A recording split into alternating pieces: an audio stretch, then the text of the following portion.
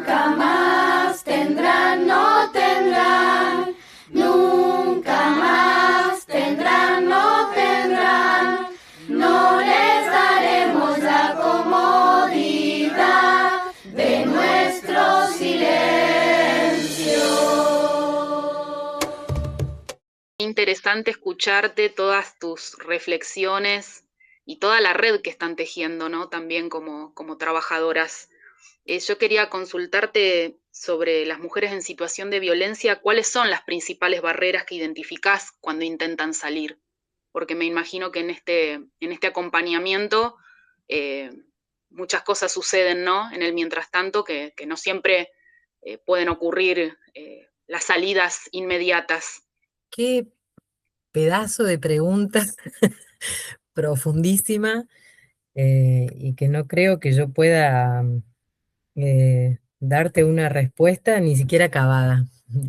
Mucho menos, no sé, creo que le pondría más preguntas, ¿no? A esa pregunta.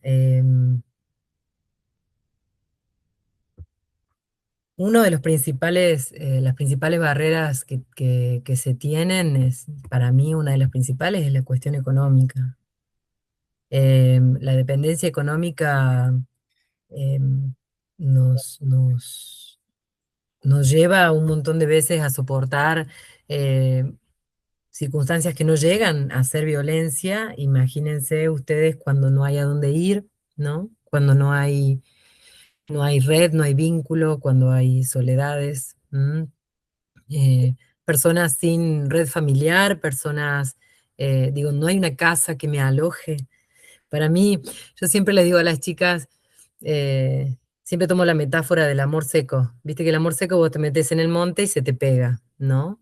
Hay un montón de mujeres que son víctimas de violencia, que en eso el modelo ecológico explica bastante, que vienen de una trayectoria de desafiliación, empezando desde el amor en la familia, ¿no? Hasta trabajo, el colegio, las trayectorias educativas han sido expulsivas. em, entonces no hay amigas, no hay familia, no hay a dónde ir. Yo me conmuevo a veces con relatos, cuando escucho relatos donde me parece estar escuchando a una persona de 70 años y en realidad tengo al frente a alguien de 20, ¿no? Por O tengo al experiencia. frente a alguien de 30 años.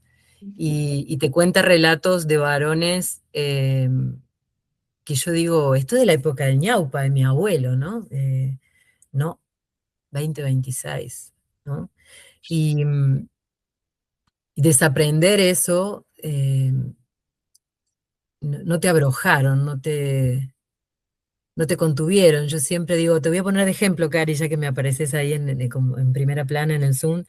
em, hay que educar a Carinas para que no elijan a Mateos, ¿no? Si Mateo fuera tu agresor.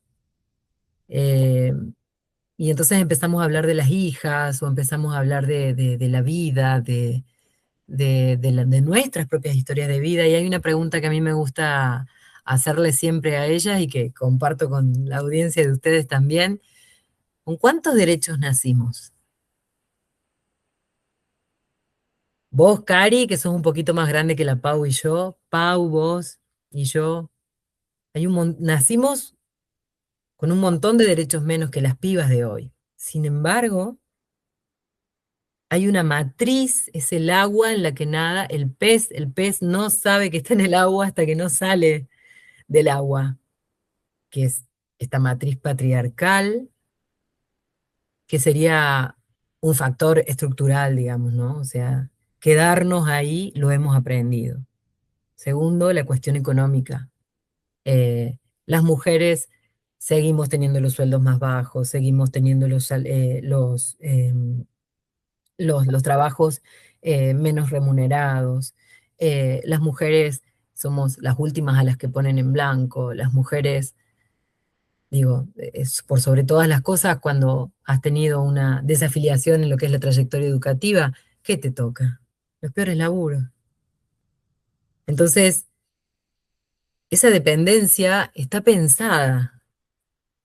Sí, Esa dependencia económica, digo, y esto ya, bueno, no sé si ya lo han escuchado, pero Esto lo han dicho intelectuales ya en 1940, ¿no? La estructura nuestra de dominación como mujeres está pensada. Está También pensado dónde.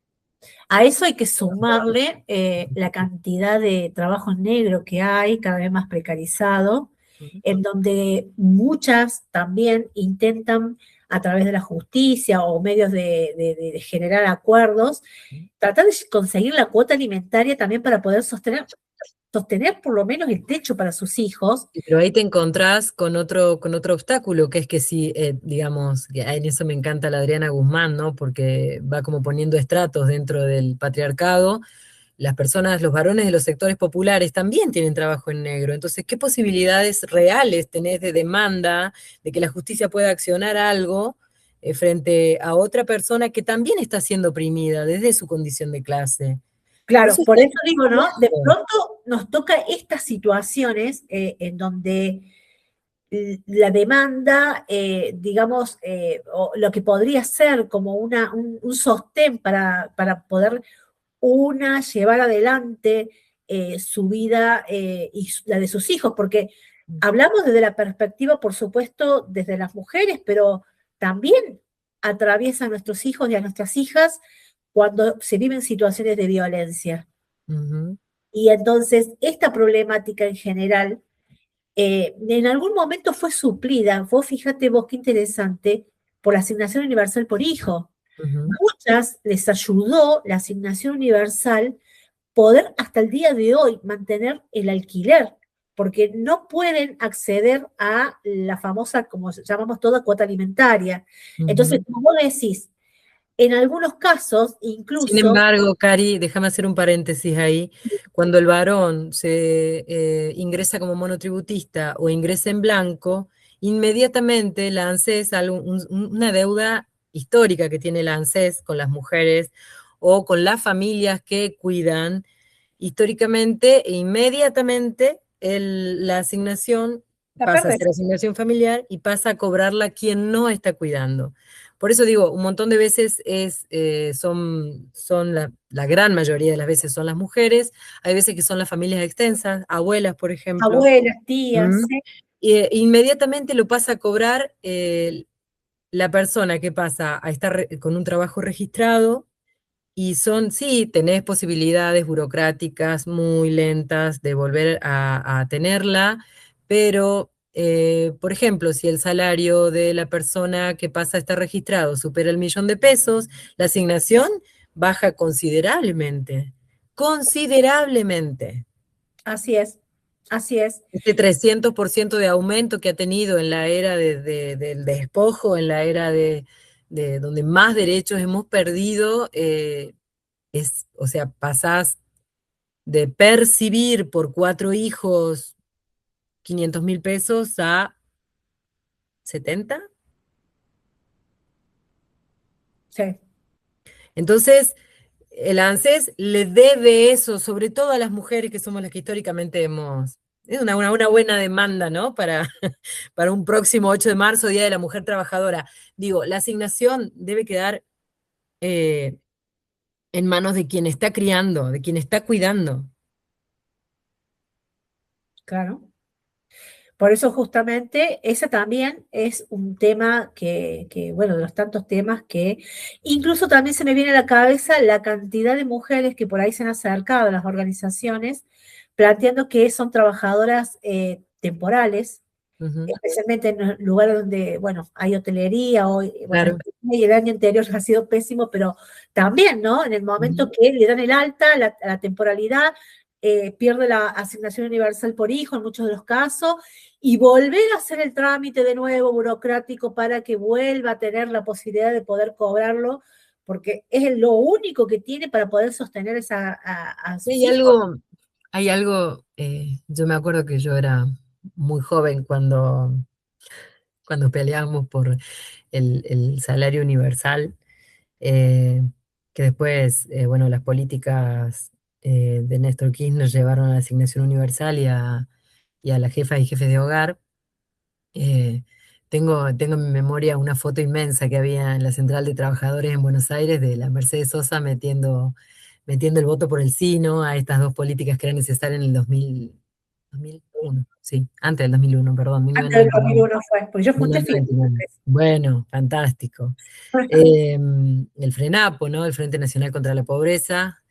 Mirá qué generación hermosa a la que pertenecemos. Eh, Digo, hoy nosotros éramos re jóvenes, quienes eran más o menos que tenían nuestra edad en esa época son hoy los jubiletes que están en todas las plazas resistiendo los recortes. Tal cual. Eh, Wow. Eso, sí, me emocioné. Eso es, esa política fue pensada entendiendo este sistema, entendiendo que en este sistema no va a haber trabajo para todos y todas, que en este sistema no va a haber vivienda para todos y todas, porque precisamente está basado en la exclusión. Entonces, em, es como, ¿quién sostiene a quien no representa nuestros intereses en el poder? No podemos decir que la mayoría aquí somos millonarios, millonarias sin poner el lomo, digo, porque también eso, ¿no? ¿Cómo se llega a juntar semejantes fortunas con un solo cuerpo? Yo, digamos, yo de cohete llego, me sobra mes al final del sueldo, como decimos, y, y vos decís, ¿cómo un solo cuerpo puede generar tantos millones? Y a la vez eso genera eh, cada vez mayor exclusión, cada vez mayor distancia entre el que más tiene y el que menos tiene, y todo eso sobre las espaldas de la clase trabajadora, ¿no? Es algo que también nosotros trabajamos mucho con las mujeres porque hay mucha desesperación, y esa desesperación, ese dolor, las madres de Plaza de Mayo nos han enseñado eh, a, a que se enfrenta, se transita organizada. Esas desesperaciones se transitan y se resuelven organizadas, no se resuelven desde el modelo ecológico, no se resuelven en un consultorio, ¿sí? Más frío, más bonito, más hippie, menos hippie, con más o menos llamadores de ángeles colgados en el techo. No se resuelven ahí, se resuelven en las calles, las contradicciones, y esto invitar a la reflexión, yo creo que es un acto maravilloso. Invitar en esos espacios chiquititos, chiquititos, personas que a reivindicar su propia historia. Vos fíjate que cuando te invitan a contar tu historia de vida, en las pericias te invitan a contar tu historia de vida y tiene una función, la social tiene una función súper importante cuando te invita a contar la historia de vida el equipo técnico del tribunal. La historia de vida se cuenta, no sé, en la historia clínica, cuando te preguntan, che, ¿fumaste? ¿Tuviste una vida? ¿Qué eras? ¿No? Sobre todo cuando sos más grande y empezás a tener todos los achaques, ¿viste? ¿Y a qué te dedicabas? ¿Eras albañil? ¿Limpiabas casas? ¿Criabas chancho? ¿Qué es lo que hacías, no? Y nosotras preguntamos la historia de vida para que las mujeres se identifiquen ahí. Lo hacemos hace un montón de tiempo. Es una de las tareas de reflexión que tenemos con las mujeres, las sociales, y no lo hacemos para analizar, lo hacemos para que ellas se identifiquen. Y siempre decimos, digo, entre las conclusiones, no naciste de un repollo, naciste en una historia, que es la de tu viejo y tu vieja, naciste y tus viejos estaban en un contexto social, como vos hoy estás en un contexto social.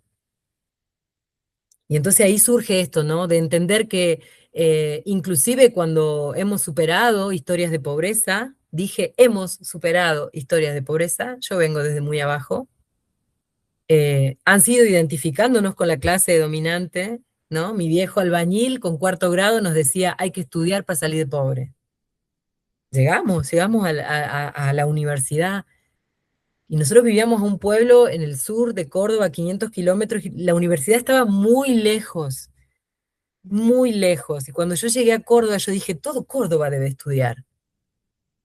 Y cuando me fui metiendo en las barriadas, porque bueno, soy católica y siempre estuve metida ahí como laucha de sacristía, eh, para algunos esto es muy contradictorio, bueno, yo navego mi contradicción. cada Eh, uno. Estaba metida en las barriadas, con las misiones, las barriadas populares allá en Córdoba. eh, Ahí empecé a entender que la facultad para mí, en mi cabeza estaba lejos, ¿no? Porque mi viejo hicieron muchos esfuerzos para que mi hermano, por ejemplo, que fue el primero que entró, llegara. Ya después nosotros nos tuvimos que mudar a vivir porque en el pueblo ya no se podía vivir, no se podía comer, así que no nos podíamos quedar ahí. Sé del desarraigo, muchas veces, del desarraigo que viene de la mano de ir atrás del trabajo. Yo elegí Cosquín y pude mudar mi trabajo a Cosquín. Y soy una privilegiada, no todo el mundo tiene ese derecho. Lo peor de todo es esto, ¿no? Cuando las clases dominantes convierten los derechos en privilegios, ¿no? Ujú. Nos distanciamos inclusive de esos otros que están más cerca de nosotras.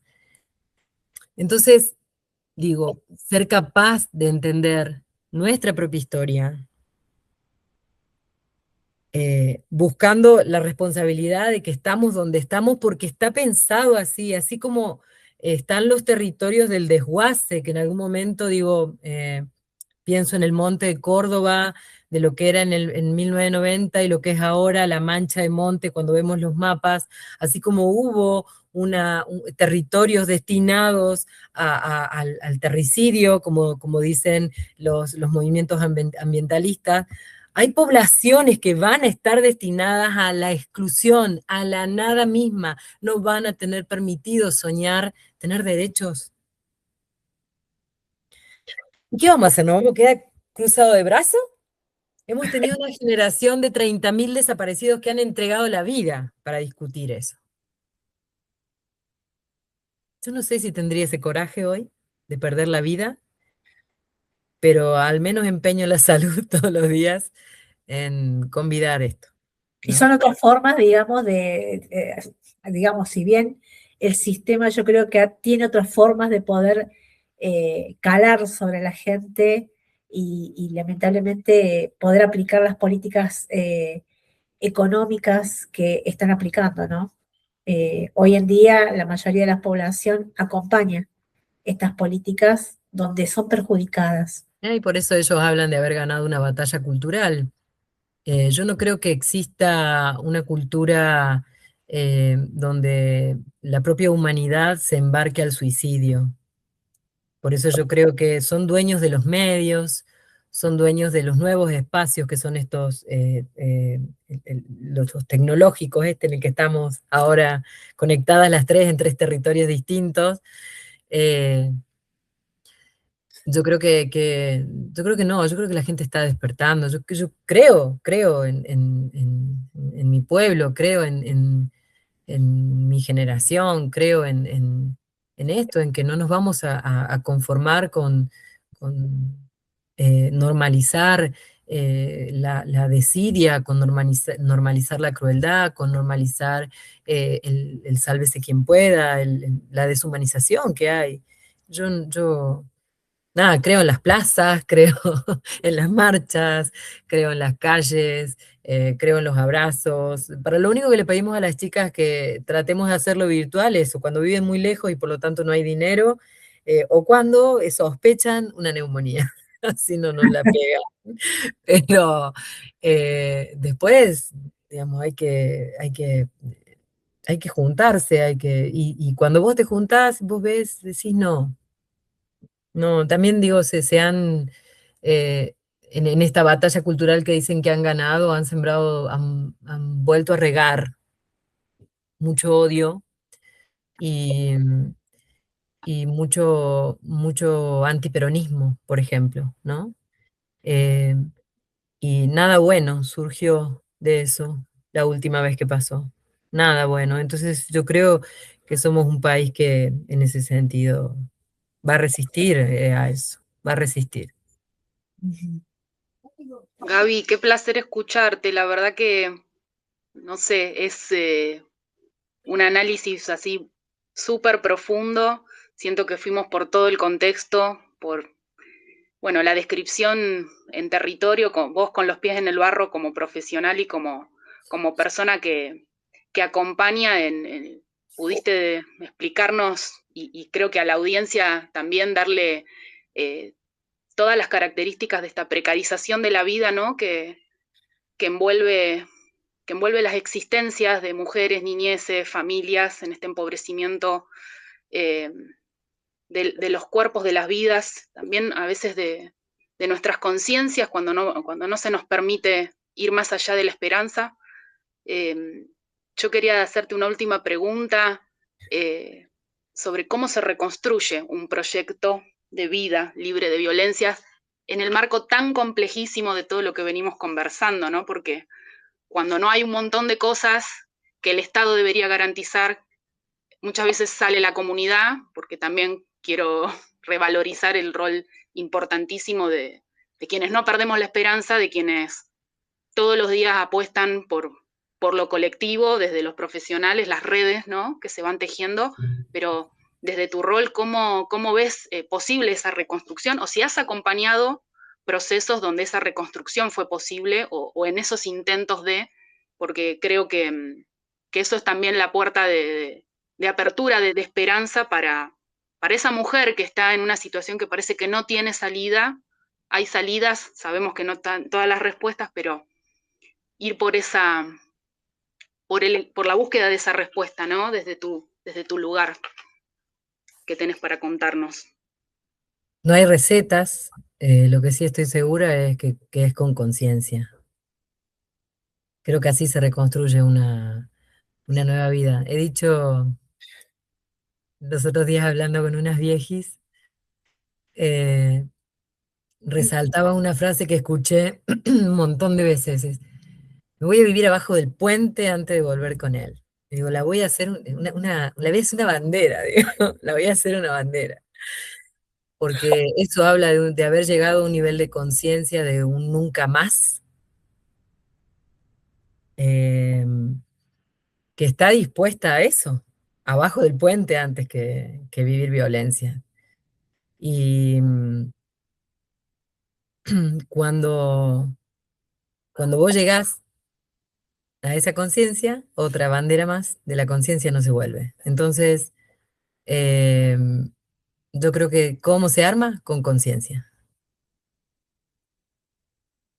Puede ser una respuesta mística y sí, porque no, yo creo que es el gran desafío que tienen los partidos políticos en la democracia, ¿no? De tomar, eh, de tomar a su pueblo como viene. Eso es lo que más me enamora de las propuestas críticas de los partidos políticos, en el sentido de que no van a poder hacer más allá de lo que su pueblo no sostenga, o sus pueblos. Si hablamos que en Argentina hay más de una nación, hay un montón de naciones indígenas también. Conciencia. Con conciencia se rearma. Difícil, puf, re. Así no es una metáfora el abajo del puente en cómo llegan a reconstruir su vida un montón de mujeres. No es una metáfora. Lo hacen desde las miserias económicas, estructurales más profundas.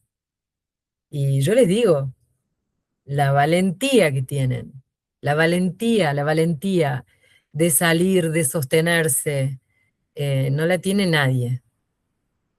No la tiene ninguna de nosotras. Hemos llegado a tener la valentía que tienen algunas mujeres para salir adelante.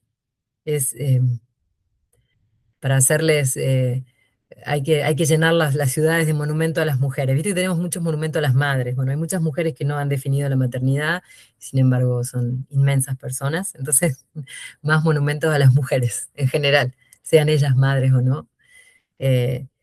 La valentía y la conciencia, así, Paula, así creo que se. Como lo has hecho vos, como lo hemos animado quienes venimos de los sectores populares a habitar espacios que no estaban pensados para nosotras. La hija de un albañil y de una empleada de casa de familia llegar a la universidad, no estaba pensado, querida, no estaba pensado. Entonces, volver a tener esa esperanza, volver a pensar para ellas también eso, derechos mínimos cuando hacemos la tarea de los deseos, de qué deseamos, que es una de las últimas tareas que las sociales damos, todo lo que desean son derechos, compañera, todo lo que desean son derechos. Y cuando decimos esto, porque no es que desean un viaje a Disney o un viaje a la playa, o no, no, no, la casa propia, el trabajo digno, no volver a vivir violencia, un compañero que me quiera, que me ame, eh, son derechos. Digamos, tenemos una sociedad de mujeres deseando derechos, pues organicémonos. Entonces, con valentía, con conciencia y organizadas, así se sale. Bueno, Gaby, realmente un placer haberte tenido hoy en este programa.